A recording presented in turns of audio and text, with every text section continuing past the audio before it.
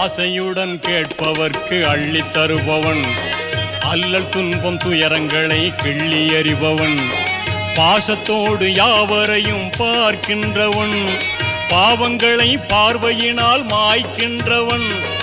அல்லல் படும் மாந்தர்களே அயராதீர்கள், அல்லாவின் பேரருளை நம்பி நில்லுங்கள். அவனிடத்தில் குறையனைத்தும் சொல்லி காட்டுங்கள், அன்பு நோக்கு தருகவென்று அழுது கேளுங்கள். இறைவனிடம் கையேந்துங்கள், அவன் இல்லை என்று சொல்லுவதில்லை.